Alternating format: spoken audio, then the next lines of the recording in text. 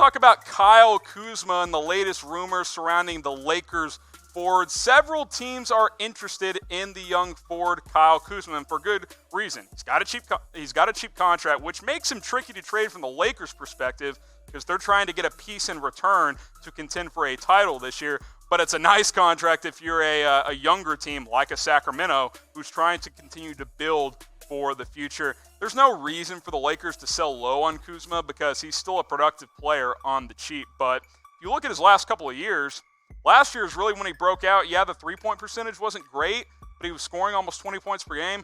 This year, he just has not been the same. Had the injury early in the year, just over 13 points per game. The three-point percentage is a little bit better, but not enough better to justify the lack of production. Sure, his scoring was going to go down a bit once they brought in Anthony Davis, but they expect him to be a little bit better. I still think he's a growing player in the NBA, working his way back from those injuries, but the Lakers would absolutely trade him if they got the right piece in return. We know at least these three teams are interested right now. The New York Knicks, they're interested in everybody for some reason. The Minnesota Timberwolves, another team interested in a bunch of players, including D'Angelo Russell, that we've talked about, and the Sacramento Kings. I actually still think the Kings make the most sense. You get Bogdanovic from Sacramento, you send them Kuzma and a couple of other pieces to help match salaries. Maybe you get a second-round pick in return. Everybody's happy because the Kings are probably not going to be able to re-sign Bogdanovic, who's a restricted free agent, in this offseason. Where will Kuzma be after the deadline? Will he be with the Lakers? If you think so, type L. If you think he'll be elsewhere, type E. I think he'll be with the Lakers, but I'm not convinced. Like, if you said you've got to pick one, I would say Lakers, but it's like 55-45 for me. I'm not super confident in it. I know they're willing to move him for the right piece. If they can get a better three-point shooter, I think they would certainly do that. The Kings offered the LA Bielitsa for Kuzma and a pick. The Lakers said no to that. If they got Bogdanovic involved, I think they would say yes. I certainly believe that. So I'm typing L for Lakers. I'm seeing mostly L's, but it's pretty split in the comments, which makes sense because I think it could really go either way. So type L for Lakers, type E for elsewhere. Now, if you want to get your fiance, your wife, your mother even, some flowers on Valentine's Day, some sweets. My guy Tom Downey likes going the sweets route because then he can eat some of them as well. That's a good way to go also. Chatsports.com/flowers. Our partner Pro Flowers is giving you a 15% off deal right now.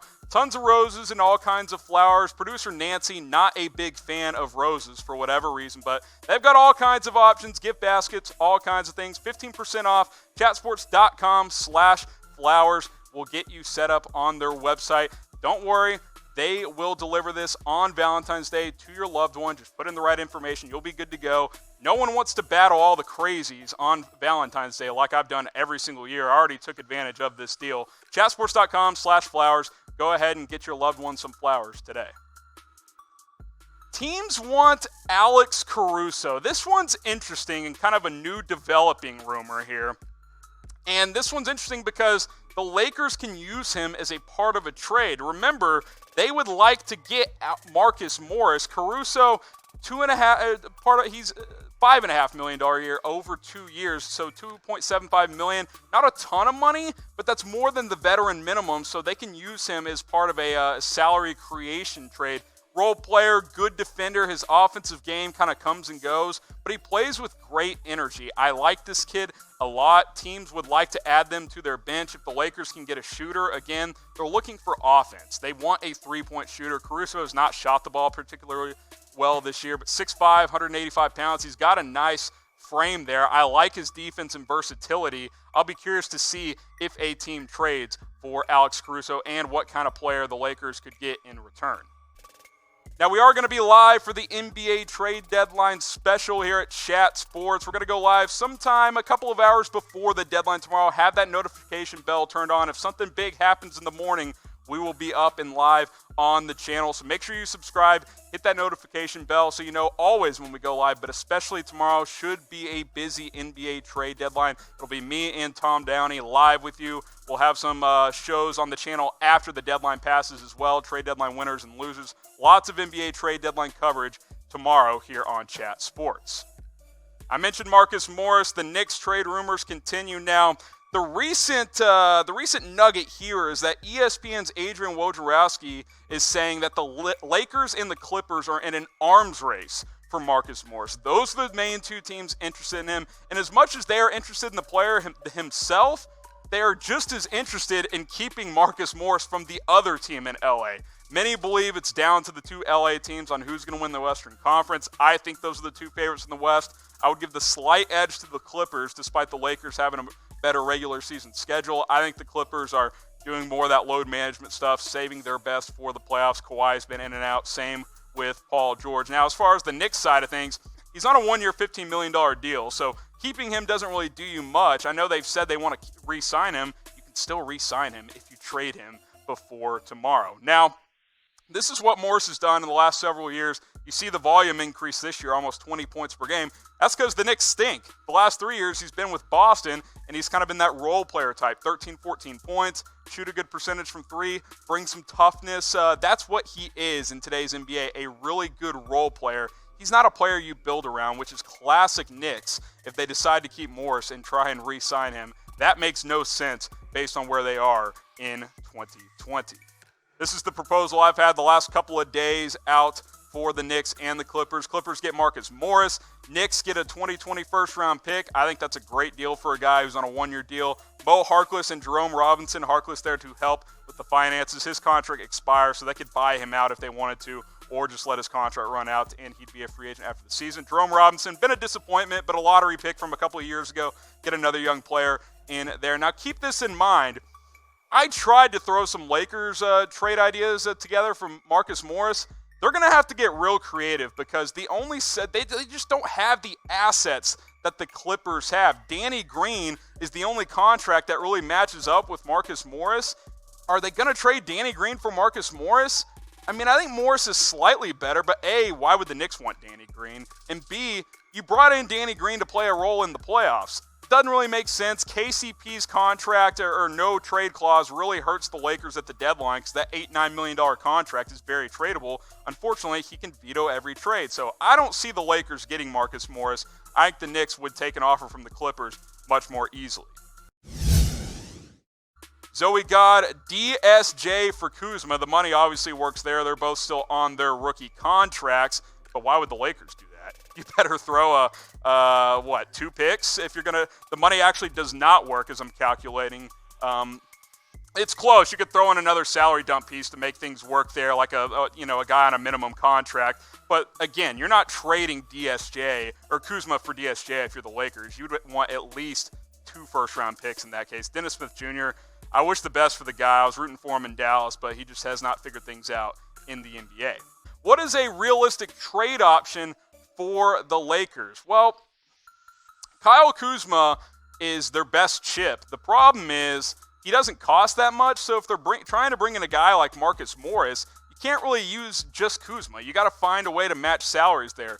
Bogdan Bogdanovic is a guy that they're interested in from the Kings. You could throw Kuzma and one of those middle-tier veterans they have, maybe Rondo and another piece could help get that done if you're trying to match salaries. I know Quinn Cook makes $3 million. Bogdanovic is around $9 million. That could be an option if you add another player in there, but I think they're going to be more busy on the buyout market, Chris. I think that's more realistic for the Lakers. Got Kareem again. Who will win the 2020 NBA title? Great question. If you want to bet on this, you can do it at BetDSI. These are the top 5 favorites as we sit right now, subject to change, of course, after the trade deadline passes.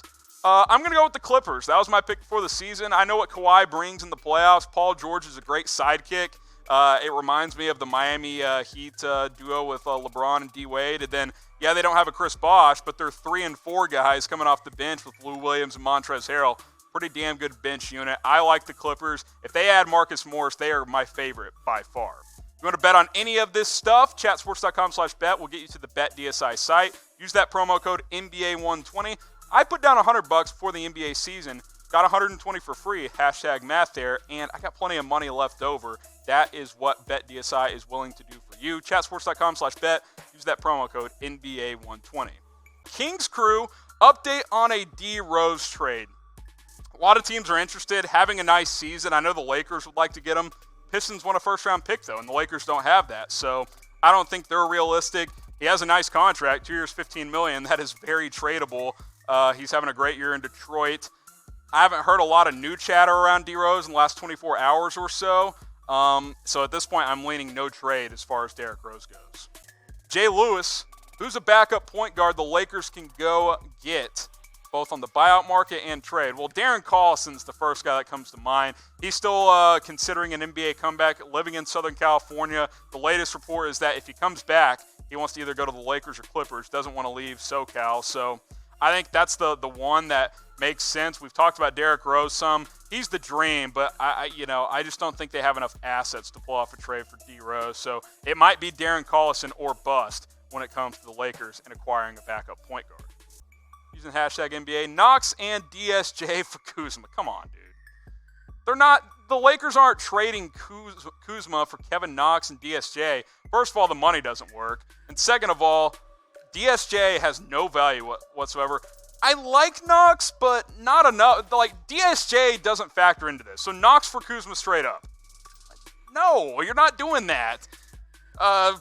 My partner for tomorrow, Tom, for our NBA trade deadline special, he's saying, oh, I like that trade.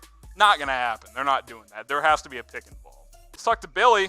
DeRozan for Kuzma and Caldwell Pope. Man, DeMar DeRozan finally getting to L.A., huh? That was his childhood team. Kudos to him, by the way. Last 2 nights, he has rocked Kobe jerseys because the Spurs have been in L.A. for the back-to-back Lakers-Clippers duo there. So I thought that was a pretty cool thing he did. Kuzma and Caldwell Pope. Well, first of all, they can't trade, or KCP has a no-trade clause, so that won't happen. But the Lakers can't take on DeRozan's contract. He costs too much. Don't think it's going to happen. It'd be interesting, but his contract's just too big.